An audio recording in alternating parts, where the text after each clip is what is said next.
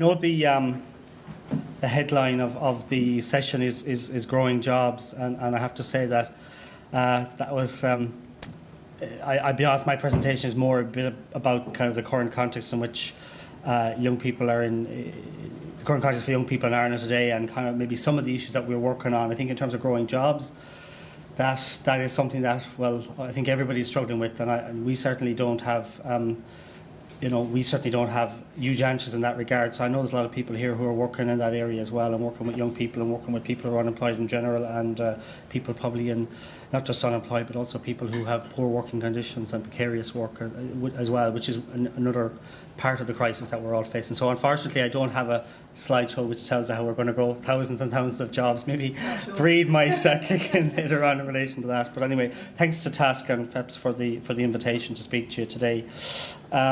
This is just, I'll run through this very quickly. Just so those of you who don't know, the National Youth Council of Ireland is a kind of a representative body of about 46 national voluntary youth organisations. We're quite a wide, there are a wide diversity of organisations working with young people in probably every community in the country. I suppose in relation to youth unemployment, we've been very clear that unfortunately there is no magic wand, but I suppose we've been kind of saying that for 4 years, and we are 4 years into the crisis.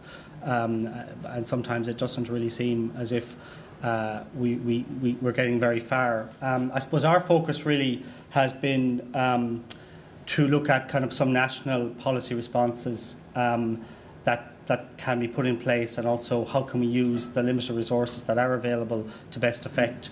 I suppose our approach is really driven by the fact trying to ensure the voice and perspective of young job seekers is heard, supporting young job seekers through the recession, and also appropriate policy responses from government.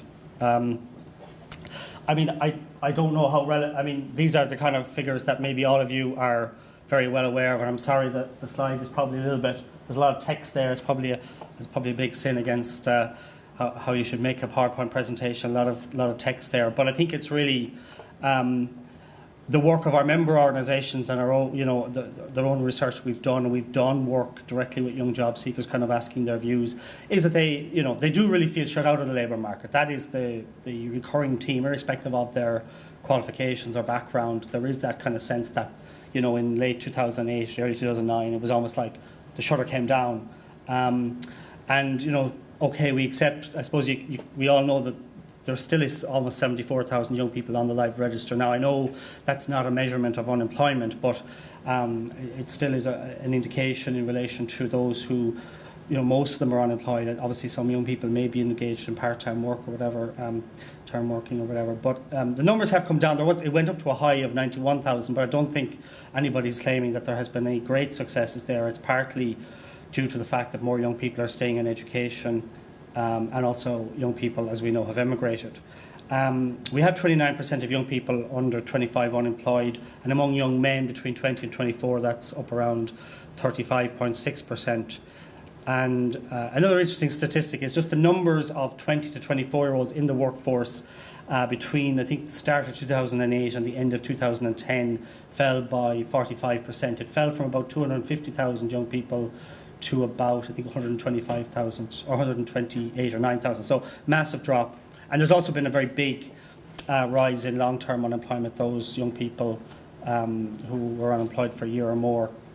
And on top of that, we have the fourth highest level in relation to young people who are not in education, employment or training in the EU at 18.4%. So it's a fairly grim picture, and I suppose, again, sorry, the slides are a lot of text, but for those who aren't from Ireland, I mean, essentially, yes, we have to accept that immigration has been a huge something that I suppose has kept the figures down, and we've seen massive numbers leaving. All the data there. I think it's important to highlight that over 300,000 people have emigrated in the last 4 years. Most of those are in the probably 18 to 35-year-old age frame. And there was a stat I came across there recently that even in the first quarter of 2012, just the last bullet point there have been a drop of 8.8% of young people aged 20 to 29 in the population. So I think it does show, and we all know, I mean, we're not telling you anything, anybody that's living here knows that it is a reality. We're doing a piece of work on youth emigration. We have actually been engaging with young people who have emigrated and young people who are considering emigrating, and we hope to publish that next year. So some of the work we've been doing, you know, we did one of our kind of concerns, and maybe it's a concern for all those working with people who are unemployed, is that, you know, whenever you know, there's comment in the media or whatever, sometimes it's you know, you don't always hear the voice of the actual unemployed people themselves, and particularly young unemployed people. So it tends to be sometimes about the numbers and about, you know, the economics of the thing, which obviously is important, but I think it's important to hear the personal stories and the reality for people actually dealing with the issue of youth unemployment.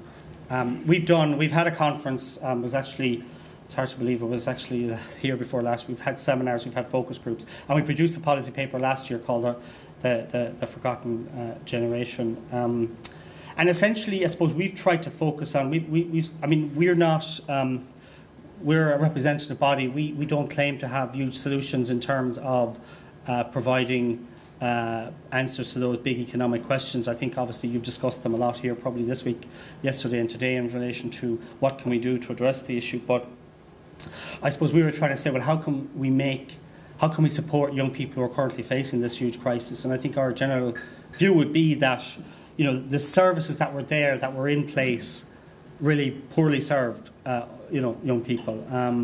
And essentially the PES, the Public Employment Services, the services provided by statutory agencies with a remit to deal with and support job seekers, really didn't provide the sort of support that most young people had expected. Now, I accept that some of these young people would never have engaged with a state body before, maybe didn't really understand what was involved. And they did, in fairness to them, they did acknowledge that the staff in the public, for social protection, you know, that they were under huge pressure. But I suppose they really did feel that they didn't feel that a 5-minute chat through a hatch was really the kind of way that they expected their future job prospects to be dealt with.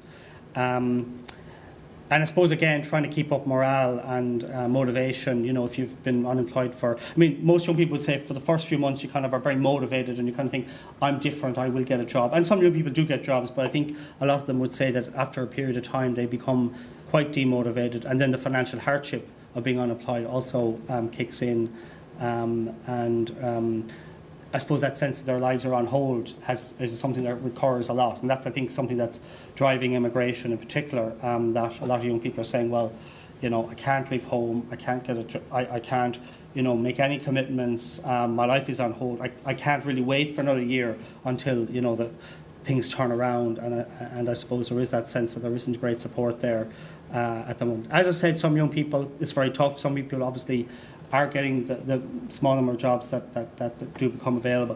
And I suppose one of the things we've been working on, and I know it was announced just this week, the new INTRIO, which is the new kind of public employment service that has been rolled out. It's meant to be a lot more person, focus on the young person. I suppose the key things, I suppose, haven't given you that kind of grim picture. And I suppose I do want to say as well, though, that even though the statistics are fairly grim and some of the feedback we get from young people is fairly grim, I think it would be important to say that a lot of young people are still very resilient and still, actually, believe it or not, quite optimistic about the future and quite optimistic, you know, about Ireland. So I think it's important not to paint a picture that they're all disillusioned and pessimistic. They are very pessimistic about the labour market, but you know, I think it's important that we don't give the impression they're completely disillusioned. I think there is, a lot of them still hold out a prospect that they will be able to create a future in Ireland, which I think has to be all our objective. Just, I suppose, kind of a few areas I want to look at in terms of the young unemployed people. Very quickly, I said we're not economists, but we'd agree with a lot of the commentary, which is essentially that cuts and austerity are killing off the domestic demand, and domestic demand that really, in many cases, creates particularly entry-level jobs for young people. And I think Brid is here, and I know she said it many times, you know, the public sector moratorium. Again, many young people start their career in the public sector, and again, that's a huge, having the economy shut down and having the public sector shut down in terms of recruitment at the same time is, as I said, a bit like, the kind of the door slamming down I think also, I suppose, we would say that it's not just unemployed young people. I think there's a lot of young people who are working in fairly poor conditions, which obviously people in the trade union sector would know a lot more about than we would. But again, it's an issue that we have come across as in terms of also driving immigration, that people feel, if I have a job, it's poorly paid, there's no permanency, I can't make any long-term decisions, and if I go somewhere else, I'll at least be able to get a long-term job. And I suppose, yeah, I mean, look, we're not saying it in terms of, we certainly would agree with a lot of organisations, particularly in the community and voluntary pillar, who are saying that really the current tax cuts ratio is really, we can talk about a whole range of other issues, but fundamentally, if we want to address youth unemployment, is to give young people decent, good jobs, and that can't be done in a context where we have a lot of austerity. In terms of, as I said, I talked a little bit about support, and particularly young people do need guidance and support. We would probably argue more so even than those of us who are more advanced in their careers. That's not to say that everybody needs support, obviously, in terms of if you've been in the workforce and have become unemployed, you obviously need, you need maybe guidance in relation to reorientating your career. But particularly young people coming out of education, they've never been at work. So again, they need a lot of support. And a lot of them are very concerned about the sort of training they're provided with, the education they're provided with, because they do recognise that employers are going to look at their CV and kind of study it and kind of see if somebody's doing a lot of courses that aren't very coherent or whatever. They worry about the quality, and that has certainly come up a lot. We welcome the institutional reforms, but again, I suppose it's very slow, and it's very hard to say to somebody, well, we're working towards a system that maybe hopefully in 2 or 3 years' time will, be up there in relation to being a public employment service that is kind of based on this concept of tailored universalism. So we don't treat everybody the same. We treat people on the basis of their need. With limited educational qualifications, would get different type of support than maybe somebody who's got a 4-year degree and just have come out of college. And I suppose we would be quite concerned, particularly about young people who have had limited opportunities. Yeah. And the most disadvantaged young people, because I think they really are falling through the cracks at the moment. I think the system, when they're under such pressure and when resources are limited, tend to focus on the young people who have, maybe more qualifications. Maybe they're kind of seen as, well, they're a better target group to work with. And I think there's a real concern that there's a group of young people who generally don't emigrate, who aren't in education and training and are kind of not engaged in any respect, and that would be a concern.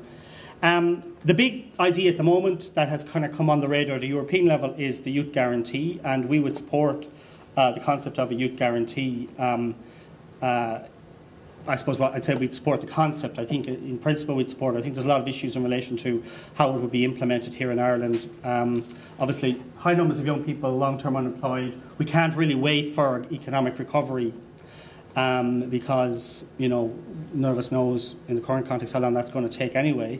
And certainly we have large cohorts of young people leaving the education system every year, and we just can't afford to continue in the current policies in our view. It does operate in other countries, and the idea essentially is that if you're unemployed for 6 months or more, you would be guaranteed an education, training, work experience, placement, and that but with a lot of supports. And there's different models around Europe. The Swedish model is quite attractive, but the issue there is that they have a much more buoyant labour market than we have. So there is an issue there about, firstly, making sure the actual initiative is effective, and making sure it meets the needs of job seekers, and I suppose making sure it fits in with our institutional framework here. There is talk of major EU funds. I've heard a figure of 10 billion, but that's across Europe, so it sounds a lot, but we're kind of hearing a lot about promises from Europe, and they don't always tend to follow through. But it does seem to be the big thing, and we do welcome the fact that the Irish government has said they're going to make the youth guarantee one of their priorities for the Irish presidency. So I think that's an opportunity to work on how it's going to be operated here in Ireland. And the other thing for us is, if we're talking about a guarantee, it has to be a guarantee. It can't be something that's, well, we promised you this, but actually we don't have the resources. If you buy a product and there's a guarantee with it, it's meant to actually work when you're meant to be able to get whatever you're actually guaranteed in the product. I suppose just to talk a little bit about internships very quickly. The one thing that did... Okay, very quickly, just to say that the workplace experience is a big issue for young people, and that a lot of them, as I said, did feel shut out of the labour market. And the thing that came up again and again is it's not just about, you know, obviously work. It's a lot of jobs are now being filled informally. There isn't kind of big ads in the paper saying, you know, we're recruiting 100 people or 10 people or even one person. A lot of people are recruited internally, and so.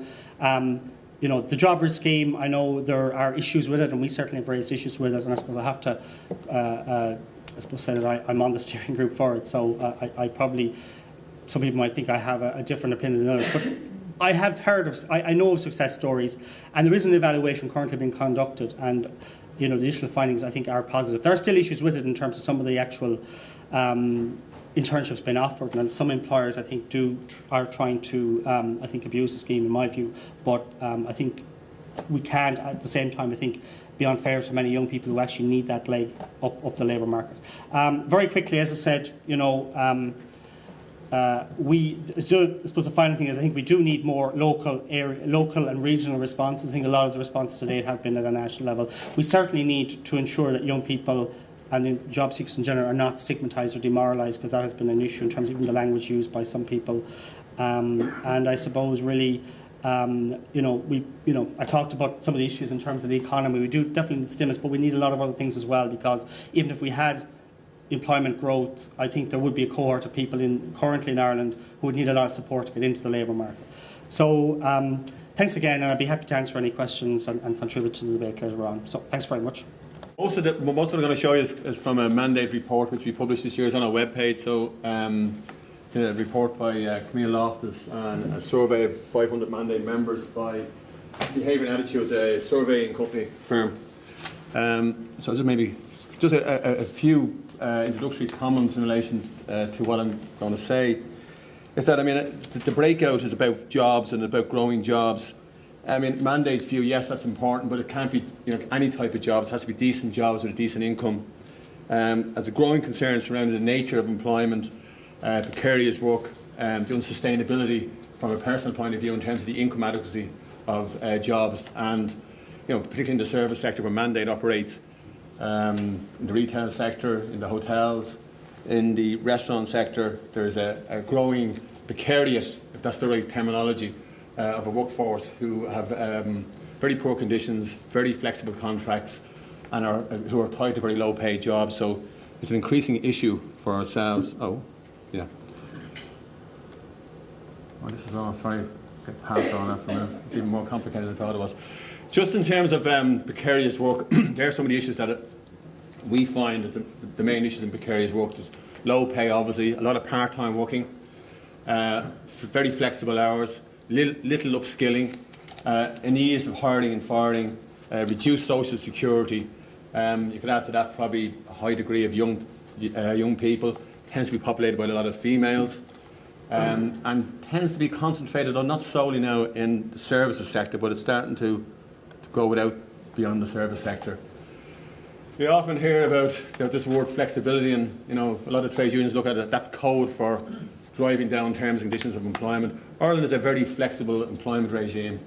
I mean, I think we're, whatever we are there, 1, 2, 3, 4, 5, 6 or 7th from an OECD study in 2008. I'd even suggest that we're probably even more flexible now.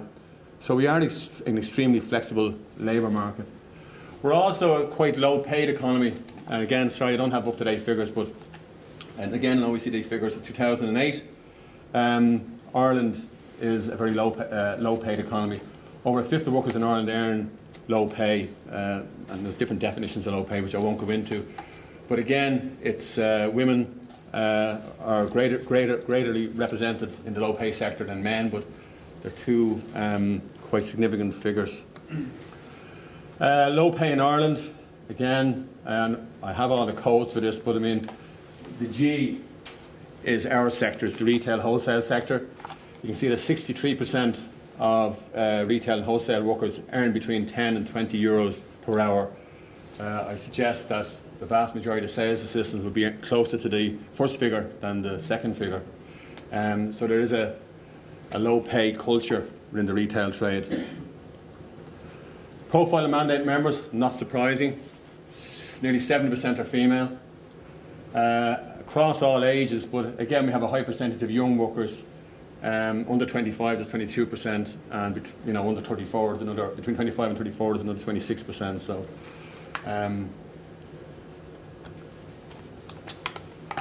vast majority work part-time. 56% of mandate members work part-time. 11% of them are students, workers, and about 33% are full-time. They're highly experienced in terms of years on the job. Quite a number of them, 40% are over 10 years in the job, and between 5 and 9 years is 30%. So it's quite experienced workforce, which kind of caused up some contradictions. If the jobs are that bad and that badly low paid, why are people staying so long in them? It's a question that we're toying around with ourselves, trying to get the answers to. A lot of it's got to do with the interaction with the welfare system, and a lot to do with lifestyle choices, particularly for females. Working hours. On average, men work 31 hours, women 24. For a full-time worker in the sector, it's about 36 hours, and about 60% work 37 hours plus. But again, in the part-time sector, the average for part-time workers in our sector would be about 22 hours per week. 23% work less than 19 hours, and 55% work between 19 and 28 hours. So again, there's a great range of hours that people have to make themselves available for or actually work. Numbers of days worked, but again, as I already said, the biggest grouping in the retail wholesale sector is part-time. And you see that kind of second band there. Quite a large percentage of them work between 5 and 6 days, and if you add then the people who work between 4 and 5 days, that's 24%. Now, when they say they work that a lot, they have to make themselves available for work. That doesn't mean that they get full 8 hours per day or 10 hours per day. They may only get 3 hours a day or 4 hours a day. So that in itself is a very big issue. You have to make yourself, through flexible contracts, available to work over a long spread of hours, and obviously that reduces your opportunity to supplement your income by a second job or by other types of employment. And this is where the working flexibility comes in. Again, not only are you working over short hours per day over 7 days a week, but your hours change on a very regular basis. 39% say their hours change at least once a month. 39% say that hours never change. They would be the full-time workers, and the middle bands there as well. So it is a big issue about certainty of hours, and obviously certainty of hours leads to certainty of income, because if you don't know the level of your hours every week, you can't judge your income. So the impact of working time flexibility, obviously the numbers of hours, the tours have had changes in the number of hours they work. But 33% made it hard for them to claim social welfare because of the interaction of various thresholds in the social welfare system. 39% made it harder for them to find additional work, so you can't supplement your income because you can't offer a second employer any kind of certainty around when you're available to work. The number of days, again, in terms of flexibility, 29% have had changes in the number of days they work. 35% said that has made it harder for them to, again, interact with the social welfare system. And 43% have found it harder to find additional work. So there's a kind of a trap scenario developing. Many of them have had their hours cut, particularly not so much full-time, because as you see, full-time people are kind of on guaranteed fixed contracts. But certainly students and part-timers, a large number have seen their hours cut. They have their, if you look at the part-time group here, significant increase in numbers who had their hours cut. So the recession impact on pay, cuts in take-home pay. Again, this is from a survey. All this from a survey about 500 mandate members taken off our database of over 45,000, and they were randomly phoned, etc., and surveyed. 20% have lost over 110 euros. Which is a phenomenal amount of money for low-paid workers. And 29% reported a fall in their take-home pay over the last year, with the average weekly loss of 109. And you see average pay in the Q1 of 2010 was 363 euros a week. So, and it tends to be the older workers who are most affected by pay cuts because, frankly, they tend to be on the higher rates of pay. they've moved up the service scale, so they're seen as more expensive. So you cut their hours rather than someone coming in on the minimum wage. So that's why they tend to be targeted. And the impact, obviously, of inadequate income and inadequate hours, which equates to income in the retail trade. All the usual stuff, difficulties in paying your rent, utility bills, household loans, difficulty feeding, clothing your family, far less likely to visit themselves, far less likely to visit a doctor, a GP or a dentist, little or no social life, and difficult to cope, more stressed out, etc. So nothing too surprising in relation to that. And again, just a, decent work and decent income. I mean, these are more recent figures. 1 in 7 of the Irish population lives on an income of less than the official poverty line. 1 in 5 children live in households in relative income poverty. Those that work, and this is an interesting one which ties in with our whole question of decent work rather than a decent job. Those that work emerge as the single largest group at risk of poverty. So once it would have been said that a job is the sure way route out of poverty, it's not necessarily the case now, particularly with the spread of precarious employment, flexible contracts, low pay, etc. 10% of the population are living in food poverty. That's a recent one last week or something by the Department of Social Protection Research, which is on their webpage. And again, just the statement, it has to be qualified now, a job, a route out of poverty, question mark. Well, it's qualified by a decent job.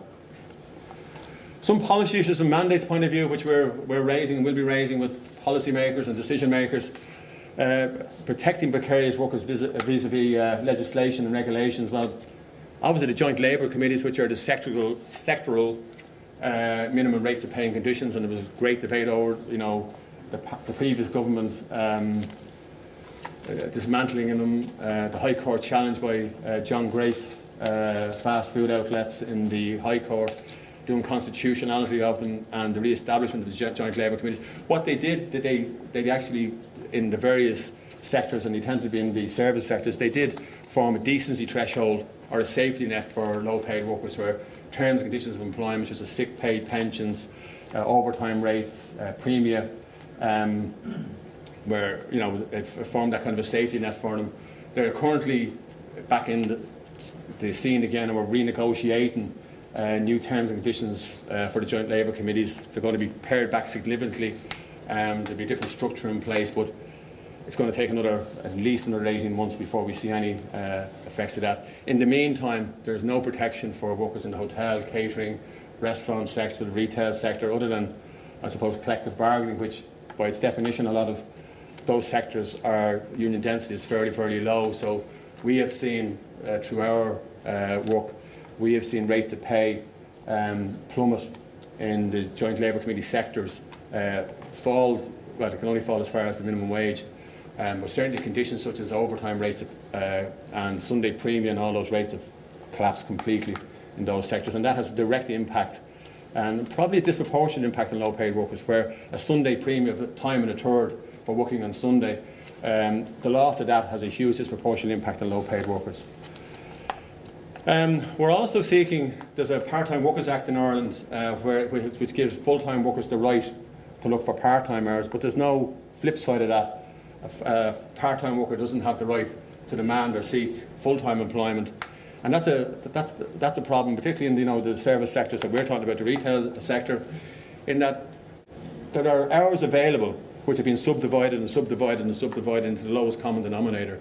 So what was once a sustainable job of maybe 35 hours a week now becomes 4 jobs of 8 or 8.5 hours a week, which really they're not jobs which can offer any sort of an adequate income, and it also then there are tax benefits for the employers in terms of the PRSI bill. We believe that employers' PRSI bill can be significantly reduced by subdividing jobs into the lowest common denominator, and you're passing then the responsibility of an adequate income to the state, and the state end up subsidising the lowest common denominator. Many of these practices in very large retail multinationals who are extremely profitable and who are concerned about shareholder value. So I mean, there's an issue for the state in terms of And we believe that the right to seek full-time employment if you're part-time should be enshrined in law, particularly where there's additional hours available for people to work.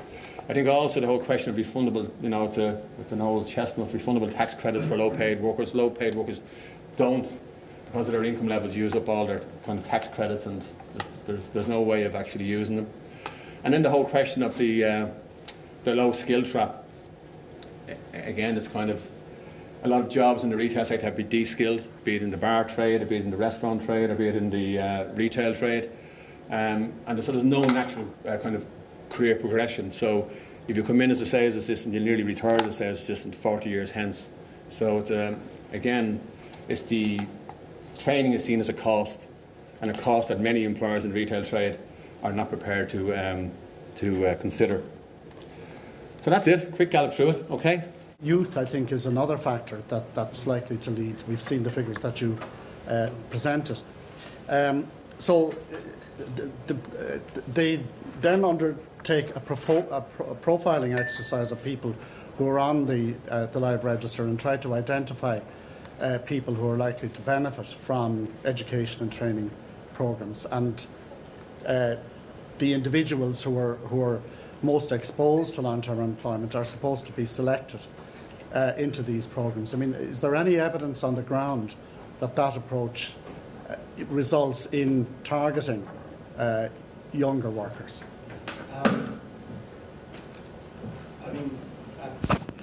Brid might comment on this as well, but our experience, certainly from the feedback we get from young job seekers, essentially it's very hit and miss. There is good practice in some areas, where they do find a lot of support, guidance, which sometimes tells them, sometimes people go in with very high expectations and kind of hope that there's a whole range of possibilities, but they meet very skilled staff who provide them with good information.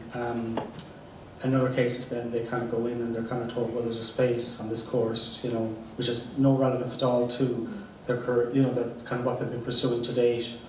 I think what you're talking about is the ideal, and that's kind of where this new institution, intro, or it's, I suppose, intro, is it, Jack? Sorry, is meant to kind of really tackle is that whole issue of, well, the state shouldn't be, providing training to people who are already probably well trained, and actually the last thing they need is another course or another, but they should be engaging with those people who do need support. And as you said, sometimes it's not training, sometimes there may be issues around literacy, it may be issues around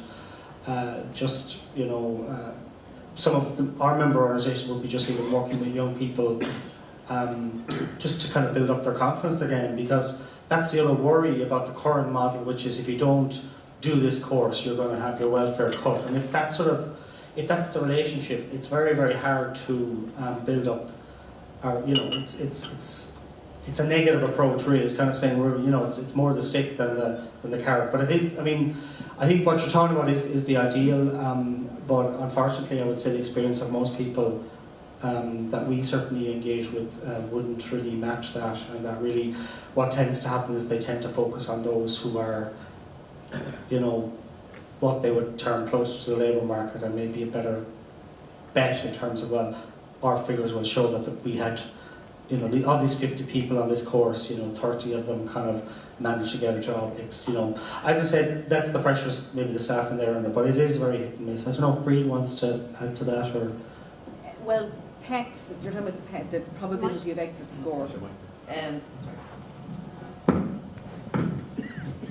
And in terms of rolling it out, it's relatively new. They piloted it for quite a while. And very much the idea behind what was called for quite a while the new National Employment and Entitlement Service, and they then launched on Monday and gave it this god-awful name, Intro.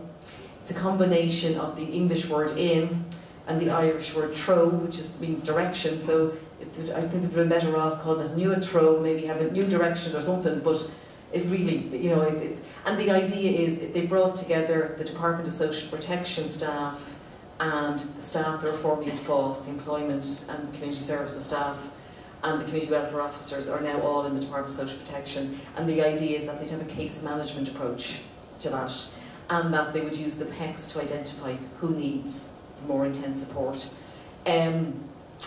I think they have a long way to go, I think, before it really starts to produce results. And we have some concerns around the contract that they are asking people to sign, because very much the responsibility has been put on the individual unemployed person rather than the state, who is the more powerful player. So I think that they need to revisit that. But so there's a lot of reform taking place, but as James said in his presentation, it's fairly slow. So in terms of seeing the results, we're not seeing them yet. We hear over the years, over the while, that governments don't create jobs, business does.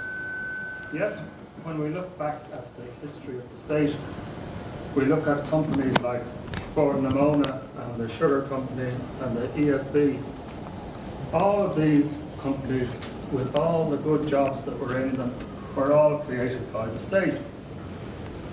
There is no reason why these companies can't be encouraged. I mean, after all, they are owned by the state. Why these companies can't be given the task of creating further jobs. For example, Bord Namona has vast quantities of cut-over bogs. These can be used for vegetable growing. They are ideally suited to enter into the recycling industry. Well, the sugar company is unfortunately no more, but surely it can be grown again like the phoenix. And similarly, the ESB can be used to provide a current generation broadband service. I mean, these are things that can be done. We're not talking about, we don't have to overcome restrictions or EU restrictions for the state can't finance things, can't finance industry or things like this, because these companies themselves can borrow money themselves, and they can borrow money at interest rates which are actually less than the sort of the state itself might be charged. Any comments, please?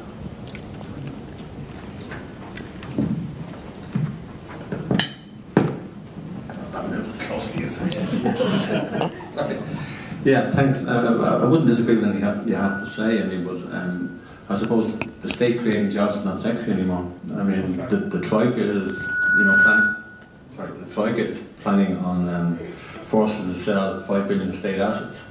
Public sector employment has been demonised. Public sector workers have been demonised. So it's a difficult space. But I mean, everything you say is valid. I mean, there's no reason why there shouldn't be state investment. We used to have a state investment bank once. Now we own all the banks, and there's basically no state investment. So I totally agree with you. I mean, I think there's opportunities for the state to not to waste money, but to invest money in the economy and to invest money in the future, and by doing so to create jobs for the next generation and the current generation. So I mean, it's a debate, and it's a political debate, but it's, as I say, in the present environment of state jobs, state investment, it's a very, very difficult one to win. A very difficult one to win. And particularly with the Troika kind of package hanging around it. I don't know what state assets are going to sell and what will happen to the jobs within those. But we seem to take pleasure in announcements that, you know, public sector workforce has been cut by 30,000. That's 30,000 jobs that are no longer available, but people seem to think that's a great achievement. Maybe it is, I don't know. I don't think so. Yeah. Anybody else like to yeah? If I may, would that be okay? No, I just wanted to ask just about two things about young people and work. Like, I've come across some young people who were basically forced to go onto Bridge, and obviously it's quite devastating when you meet young people and they're nearly suicidal. You know, when you meet people who are in an utter mess and there's absolutely no supports for them, and they're forced to do work which is just unacceptable. And when you look at the ads, I don't know if people have checked the Bridge website. Like one of the jobs they were promoting was you had to have a PhD in chemistry, and you get your dole and 50 quid on top of it. And one of the things you'd learn would be how to run a lab. Now, if you had a PhD and you don't know how to run a lab, there's something wrong. There's something deeply flawed with the system. And there are loads of other things, like things in Tesco's, things in, so basically, like, low-paid workers are being targeted by the austerity, and then by the state, on the other hand, undermining the very essence of, I suppose, what trade unions and low-paid workers' rights ought to be about. And I suppose I'm just wondering, how can that be linked in with a wider campaign? Because it's one, like, I'm involved in the trade union movement myself, and I just know that, we need to rebuild our movement on the one hand, and how can we meaningfully do that if young people don't see trade unions reaching out to them and other organisations? And that leads on to just the final bit about all the cuts and all the the new teachers they're all starting on 22 or 30% lower, nurses. And I'm just very concerned about the next generation of people who are going to be, building the solidarity and all the things that people here hopefully stand for. If all that's happening, and I know it's a bigger, wider issue for society, and maybe it can't be dealt with here, but how do we kind of, maintain and harness that kind of solidarity if, the next generation of people think that they've been stabbed in the back by people who have, more experience and have good wages? And I'm just very concerned about that, and I haven't really seen the debate that I think really ought to happen around that. And I don't know if you'd like to touch on some of those, but even it would be great to see campaigns like there's campaigns against workfare in the UK, of the false economy, UK Uncut, all these really funky, cool campaigns which actually deliver results and harness that energy of people right across civil society. And I don't know if that's something that could, be positive, that could come out of, the trade union movement and other civil society groups which represent and campaign on behalf of young people. Because it's just horrific, the future that young people are going to face after listening to what's been going on in Greece over the past day and a half. Okay. Yeah. Well, I suppose just on the first point, I suppose it's around job. Nobody should be forced. I mean, it is a voluntary scheme, and I mean, I think one of the things that we have certainly raised is some of the there was always a kind of a problem that, on one hand, the concept of internship was either poorly understood by some employers or was been abused by some employers as well. I mean, and we certainly there was some jobs or some internships that were put up that really weren't internships. You're managing other people, as your example probably is a good one, where you need a PhD and stuff like that. It's meant to be a 6 to 9 months period whereby you're gaining some skills that will have currency after your internship is over. On the money, I mean, on the €50, I agree with you. We would have preferred that employers should have made a contribution, in some way, either at the end of the internship or to a central fund, because at the moment employers are making no contribution to JobBridge, which I think is a problem. I mean, John might talk a little bit about maybe some of the issues in the retail sector, but on the other hand, I suppose there were a lot of young people, again, it came up in my that were talking about that sense they were felt shut out of the labour market. So I think the scheme in and of itself is good. There are problems with it, I don't doubt that. And I mean, you talk maybe about, is there work displacement? Again, that's another issue. What's meant to happen is when an employer suggests an internship, it's meant to go to the relevant department or to the department, and they're meant to check against all those things. Is this displacement? Is this a real internship? Sometimes that doesn't seem to happen, so there certainly is quality control issues there, and I think more work needs to be done to ensure that employers are providing the people on the internship with the support throughout it. And John talked about, not really a great investment in training and stuff, and I think it probably, in probably the large companies, the multinationals or whatever, there is kind of a HR department. They do, certainly there are some good stories there. I think I would be a bit worried about some of the smaller unit companies that maybe would potentially abuse the scheme. But there are also a lot of young people who have got work as a result of JobBridge that probably wouldn't have, in my view, in terms of that experience.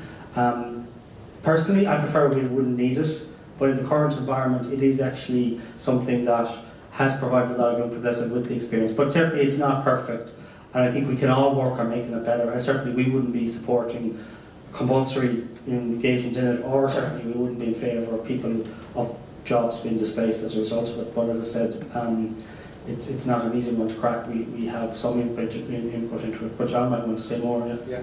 Just briefly, in a situation where 57% of our members in this survey want more hours and are available to work more hours, it's difficult then to allow a cohort to come in and work 40 hours a week for an extra 50 euros in the social welfare. When my own members, are underemployed, and there's vast underemployment within the retail trade, our interaction with Jobs Bridge, with major retailers, I'm talking about major multinational retailers, is that they're under pressure for government for numbers. One retailer was told they want 500 people in their stores throughout the country before the end of the year. Now, frankly, we're blocking it, and I make no excuse for it, because it's about a numbers game. They want people off the live register into a Jobs Bridge program, and I think once it becomes about numbers, and once it's a numbers game, it devalues the whole program. And I think that's one of the issues with Jobs Bridge. I think there's a whole issue around the types of jobs which people are being forced to take. I think yes, it is valuable in some instances. I think it has done. There's some areas where people have got full-time employment out, and maybe wouldn't have got full-time employment out if they hadn't gone through Jobs Bridge. But I think it's one element to a bigger crisis, and crisis in youth employment, the crisis in employment generally. And I think it's impossible to fix if you're just focused on getting numbers into employment at any cost. And I think in the retail trade, with all its problems, with all the low skilling, and with all the the precarious hours and precarious contracts, I think the whole sector lends itself to exploitation. And we as a trade union ourselves have a huge issue with it, particularly, as I say, when 50% of our members or more are underemployed within their own jobs anyway, and screaming out for extra hours so they can have the basics of life. There is a campaign at the moment that both myself and John and others in the room are involved in. It's around coalition around low pay, and we have raised concerns around Job Bridge with the Minister. It's not just for young people, and I know our Taoiseach seems to think it is. It's for for some young people who maybe are got a good qualification, presents maybe an opportunity to get your foot in the door, get some experience. For an older unemployed person, it may allow them try something out that before going down maybe the more expensive and lengthy route of re-educating yourself, which if you're 17 and 18 and you kind of go, I did the wrong degree, you're all right. But if you're 14, you realise if you're just taking up the wrong degree, you really are in a pickle. Again, we would have huge concerns around displacement, around exploitation. One of the biggest critics of it have been the human resource industry, because they feel there are some excellent internships that some of the bigger, particularly multinationals, run, where people get a reasonable wage on it and good experience. Job Bridge, the range of jobs on it is mad. It goes from what are basically minimum wage jobs over to, there was one, an European export manager. I thought, what company in their right mind would hire somebody, an intern? So there's no rationale to it, but they are very fond of it. And so trying to challenge them around it and raise it is, and I think it's around the collective voice. In our pre-budget submission, we recommended that it will become a proper internship, so kind of middle-ranking jobs, and that then for the ones that are clearly jobs, the reintroduction to back to work allowance. And that would facilitate employers to play their part in and create a proper wage and income for people. I'm conscious of the time, and also only one gentleman stuck to the theme, growing jobs. And it's a personal bête noire of mine, and I can't believe when we have our Taoiseach, who's the head of the Labour Party, says governments don't create jobs, and I get hopping mad like a cat and hot tin roof. And I think it's something that we need to keep battling on around. But just in terms of that, just around that whole, actually growing jobs, which is a huge challenge at the moment. What are people's thoughts on that around actually how are we going to get ourselves out of this predicament? How are we going to address the long-term, particularly the long-term unemployment crisis, where just, so people are aware, 85% of those long-term unemployed are over 25. And we've had a number of people at the other end of the labour market who are running into very considerable age discrimination. So there are issues arising for people right across the spectrum, including one man recently who's done 2 springboard courses that are supposed to be related to gaps in the labour market, and he's running into considerable age barriers and actually trying to access work. So there's a whole range of issues there that need to be addressed around the issue of unemployment. And just to plug, we are having a conference here ourselves in this very building on Thursday. Details on our website if you're interested, please come along. So in terms of growing jobs, the only thing I would like to say about it is, and it was raised before around the whole thing about public service and how that whole dilemma has arisen between the public service in the private sector, and public servants are only wasters of money. Yeah, that we're making all this money, and the public service comes along and spends it on us. And I just think that it's something to be bearing in mind around the dialogue that needs to start taking place, or we need to change the dialogue from that. And every single time I listen to the radio, the commentators that come on are very private sector orientated. Everything is perfect in the private sector. And a lot of public service now are being outsourced into the private sector, where they're actually a lot more expensive, and it has increased the cost of services. And also the emphasis of services have gone from, and certainly speaking, I'm representing the Association of Social Workers, and we're very aware of the actual effect of that on service users, that it has gone from the person being central, and maybe you could argue that that was never really well sorted. But what's happening now is in private for-profit agencies, it certainly has nothing to do with service users, it's to do with shareholders. And I just wonder whether there are some views about how we can start that debate, or maybe contribute to that debate, because we do need to have a voice in there. And probably from some of the stuff that has already been said. Sorry, Rhonda Donnelly from SIPTO, I think is the hat I'm wearing today. Just the debate, and those who will have the debate about the people in the public sector squandering all the money.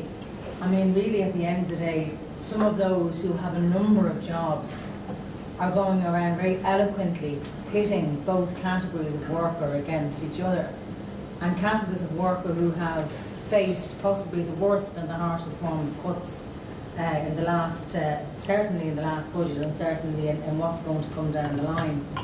And just on what John said, and what I was talking to a colleague here about, was just with regard to the jobs guarantee, and the government gave a commitment, or with the youth guarantee, sorry, not the jobs guarantee, the youth guarantee, the government has said that they'd give a commitment to get that on track between January, or during the presidency. And James, I'd be interested in anything you might say in it as well, but we'll be looking in the trade union movement, of course, and certainly for those of us who are members of the Labour Party, we'll be looking at making sure that the jobs guarantee at work is accountable, that there's possibly regulation there. And I'd be interested in your opinion on that. We have seen, as have been pointed out, abuses to internships and abuses to jobs bridge, and we're all too aware of the pitfalls that are there. So something that's as an innovative as this shouldn't be destroyed on just, pure common or ordinary bloody greed from bloody minded employers. Yeah. So I'd just be interested in that. I agree with the idea that the state should get involved. Tommy Simpson from the Trades Council. But I do think we need to look at very more innovative methods as well. And for example, the average wage in the ESP is 75,000 a year, average. And now we do have to look at the lower paid are certainly being hammered in every way. But there are lots and lots of jobs. There's a very interesting paper by the New Economics Foundation called 21 Hours about sharing out existing work. And because of all the goods and services that we need to live a reasonable standard of life can be done by whatever, 50% of the workforce or 60% of the workforce, what's the other 40% going to do anyway? And why not look at methodologies of sharing? politicians and all look at these things, they talk about it, and then they complain about having to work 16 hours a day. They could increase it tomorrow to 100,000, with people making a meaningful contribution to society with very little cost to the exchequer. Because the average rate at 19.5 hours a week, it works out at 10.66 an hour. Now, it's still low pay. But a lot of the people, and I've been involved in it for many years, wanted to take up the meaningful work and make a meaningful contribution to society in that type of work. So there are ways of state interventions that can bring about lots of good, useful, socially useful production and services to society. And I think they should look at this area again, and that is a state intervention. It is the wrong title. It's often called, for example, I worked for 32 years in Boston, a labour market intervention. And the people on it it was eventually to get some sort of training to get jobs, a bit like some of these job bridge and other areas. But in fact, there are some of these services that need the people on it permanently. They're doing, whether it's, as I say, drugs rehabilitation or whatever, and they are doing useful work. So perhaps that's an area that could be looked at. And looking at the papers that are produced by the New Economics Foundation, where you need new radical thinking on the whole jobs and economy and welfare areas. Yeah. Just to come back again, I know you want to keep on how you create jobs, but I think the point that was made earlier about the job displacement is really important, because I think sometimes when we're in a crisis, because most of us are working in the front line and we're trying to deal with individual problems, individuals who need work experience, individuals who don't know what direction they're going, it's very hard to say that this change is the wrong direction. I mean, it looks to me as if in this crisis, it's almost as if the entire IMEC agenda from 10 years ago has suddenly become acceptable and fashionable through the crisis, even though nothing about the crisis makes it more relevant. And there's a whole range of things. Firstly, the fact that we're moving towards a labour market where very few young people will ever work for what we call a wage, that everyone will be on an internship, a job experience, precarious work of one type or another. And I think that's something that, if you restructure a labour market in that way, in a way that makes it almost possible to unionise, no matter what happens to the economy, even if it goes up again, you'll never turn that back again. That's, if you like, almost a permanent restructuring of the economy. Secondly, the fact that precarious work is becoming almost a matter of public policy, that anyone who stands in the way of, if you like, casualising work or trying to put pressure on people to take up a few hours here, a few hours there, and sort of unsustainable jobs, that is seen as standing in the way of people getting jobs.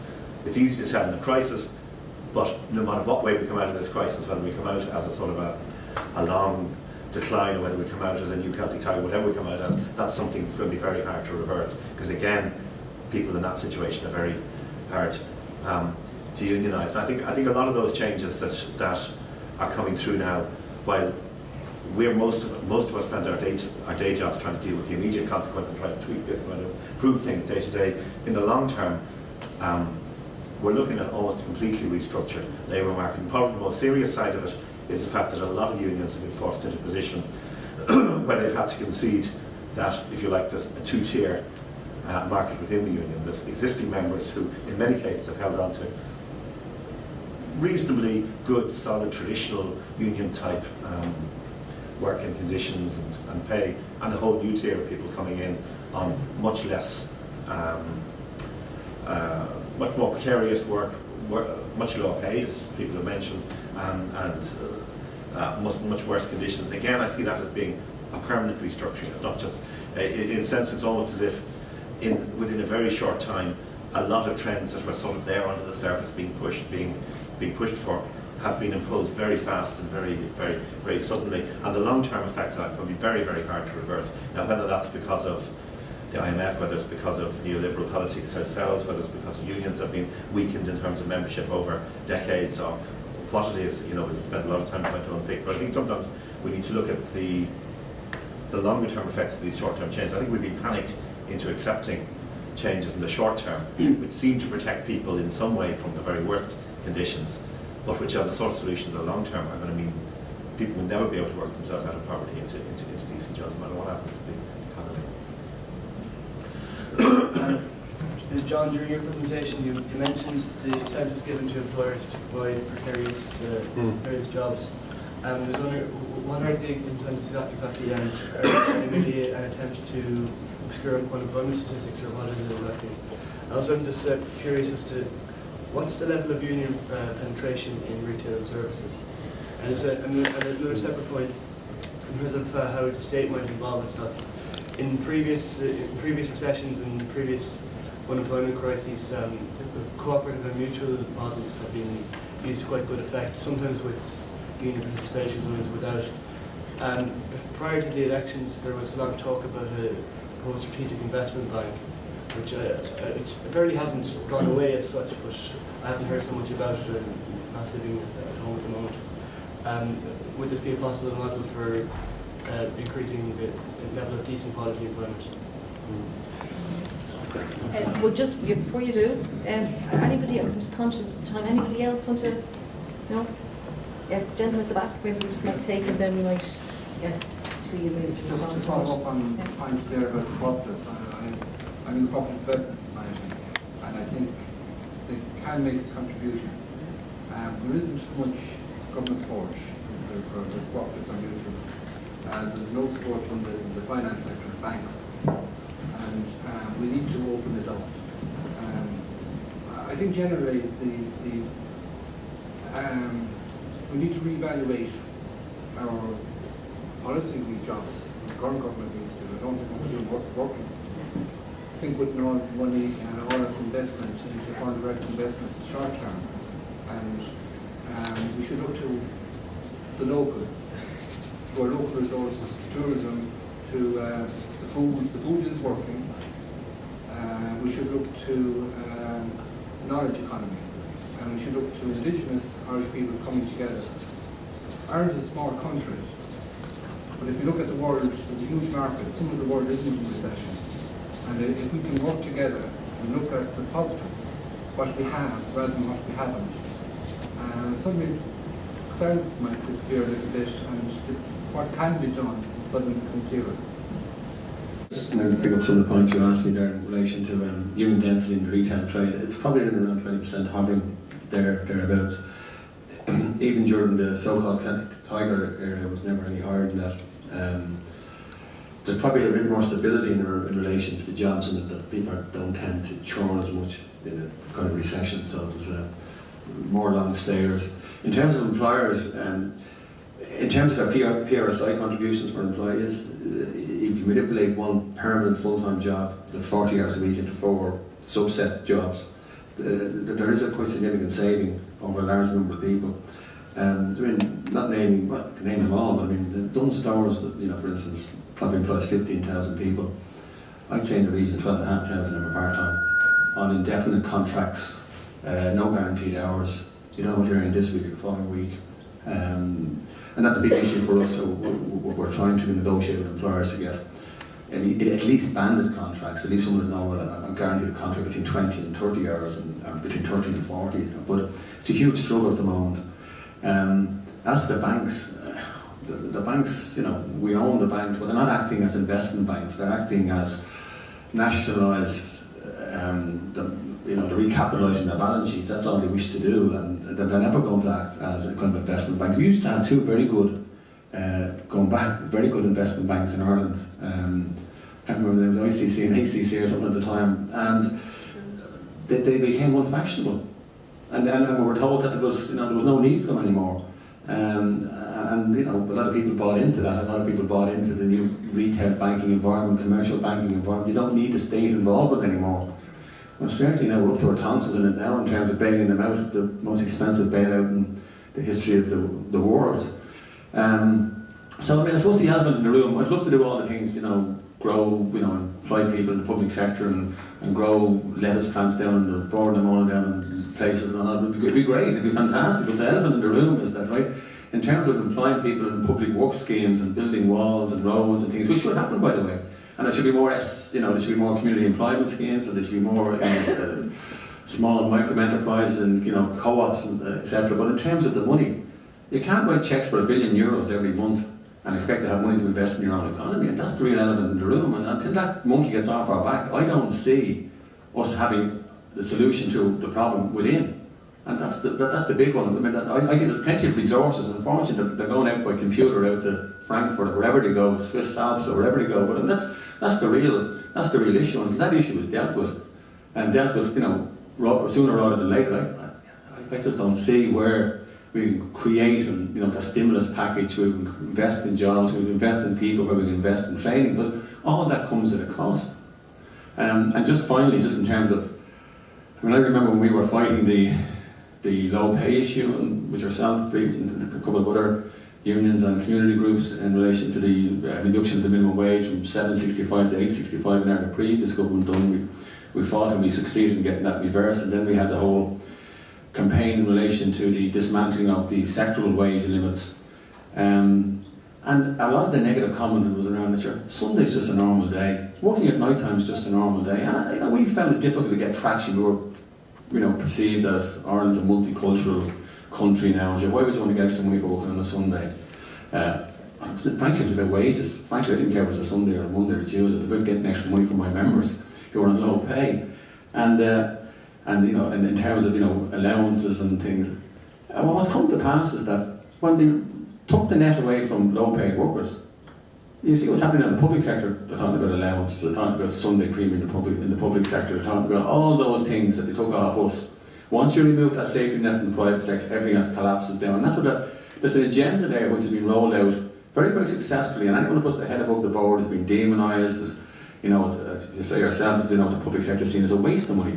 Someone else generates it, and you waste it. And which is totally untrue, but the whole public narrative is very difficult to break through. And listen, I understand, the Irish Independent or Sunday Independent went into liquidation tomorrow, all our problems wouldn't be solved. But at least we might have some space to have a reasonable conversation, among each other, and to disagree on the facts rather than slagging, people and demonising people. So there's a lot of issues there, and there's a lot of good ideas in communities, in small communities. I was at a conference, I was at a conference there recently, and it was a European conference, Spanish, Portuguese, the southern hemisphere, the people are in trouble. The unions came together, and really what we're looking for is a kind of a Marshall Plan. It's so serious that there needs to be some sort of a Marshall Plan to kind of reboot, and not to reinvent the same wheel that just collapsed, but to reboot investments in jobs and in people and in communities. And there's no sign of it happening. There's no sign of it happening at the moment. And there's one final little story that I told at the dinner table with the gentleman, I can't remember her name. Sorry, I'm on it. My own son, right, with his leaving secretary, he's 19 years of age. He didn't get enough points to do what he wanted to do, so he decided that he wasn't going to take some Mickey Mouse course in some place or other, so he's going to do a FOSS course, right? Now he's living with me, and his mum, so he went down to the Dole office, spoke to a hatch for 10 minutes, and obviously it's unemployment assistance. He would only be entitled, so it has to be means tested. Right, so he was told very swiftly that there's not a hope in the world of him getting unemployment assistance. Absolutely no way. You're in the wrong place altogether. So he went back to FOSS and he told FOSS, listen, I can't get unemployment assistance. Oh, well, then you can't get on the FOSS course. Now that's a guy who doesn't want to be sitting at home, doesn't want to be looking at Sky News at 1 o'clock in the afternoon. Because he can't sign on the dole, he can't get on a FOSS scheme. Now he has a FOSS place, ready to start. So he just can't get on the bloody thing because he's not registered as unemployed. And there's hundreds of those kids around who want to go and do something. And all those little blocks in the system are crazy, absolutely crazy. And I don't know where they joined up thinking, or who, and even with our own members, in terms of the interaction. If you work more than 19 hours, you can't get this. If you work 5 days a week, you can't sign the dole because the social welfare week is a Monday to Saturday, and Sunday doesn't count. And all. It's a nonsense. And I think that needs to be a whole reworking of the whole architecture around work and welfare and the interaction of work and welfare and training. And this guarantee, I'd be very interested to see how this kind of youth guarantee is going to work out, if that's the start of it. Yeah. I think John's right, there was a lot of pressure on numbers, and I don't know whether it's the TRICA or the unemployed register figures, but I think the lesson from that is that yes, we got the numbers, but there was a lot of problems, that there still is a lot of problems. So that in a sense, and you know, the youth guarantee in itself is kind of a label. You know, I mean, it's kind of a nice guarantee. It's like a nice label to have, but it's the packaging. But what's in the box? You know, and how it actually is rolled out, and actually what it really means. And it will require investment. You know, it can't be done on the existing resources, and so I think. And it probably will only be, you know, it will only be done for the people who are on the live register. It won't take into account probably many young people who are slipping through the cracks because they don't fit into, they don't qualify for unemployment assistance or benefit. Just the last point in relation to, I do think there is potential. I don't know enough about it, you know, but I have seen a lot of work being done in a place like Scotland around cooperatives and mutuals, around things like, you know, local communities providing their own energy, creating jobs, that money going back into local communities. So I think certainly that's an area where, you know, we could do a lot more. Again, I don't know enough about it, but it did seem to me like a no-brainer that really, rather than having the private sector solely been seen as the only sector that can do that, provide services and the money going to, you know, if they make a profit, great, whatever, but why can't communities, why can't cooperatives, mutuals of people in those areas actually make money out of it as well? So I think that is certainly an area, but yeah, there doesn't seem to be any great government support for it at the moment. It probably takes time, I would imagine, to build up, but it certainly is an area to look at, I'd say. I'd like to thank you all very much. I know we strayed off topic, but I think it was a useful discussion, and I suppose it highlights the reality of the challenge that faces us in terms of trying to address the current crisis. I suppose I just would like to make one final point, if I may, that the labour market, just to pick up on what John and James are saying, is broader than the for-profit private sector. There is the public sector itself. The state currently employs 1 in 6 of those in work. There's the community and voluntary sector. And then there's alternative ways of organising, like cooperatives, social enterprise, and I think really we need to be pushing the state around kind of coming at this from a much broader perspective than they currently are. But thank you all very much.